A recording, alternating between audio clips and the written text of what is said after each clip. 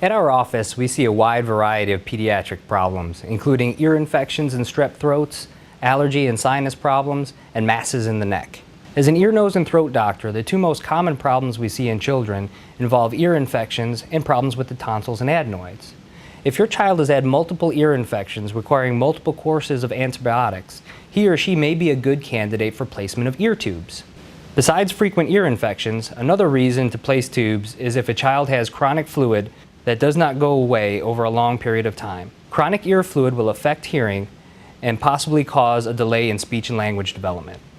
When ear infections or ear fluid become problematic, we may decide to place a small ventilating tube in the eardrum.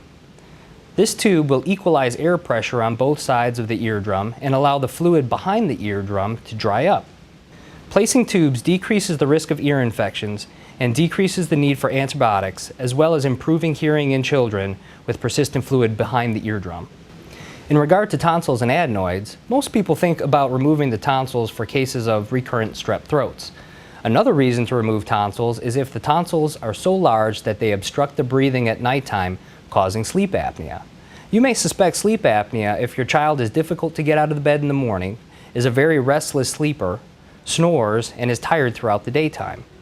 Some other symptoms that may be related to enlarged tonsils are bedwetting and hyperactive behavior.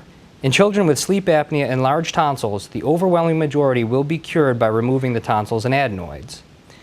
If your child has frequent sore throats or has sleep apnea due to enlarged tonsils and adenoids, he or she may benefit from surgery to remove the tonsils.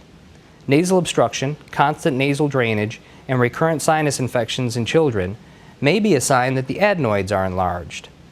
Removing the adenoids can relieve the obstruction, improve nasal breathing, and decrease sinus infections in kids.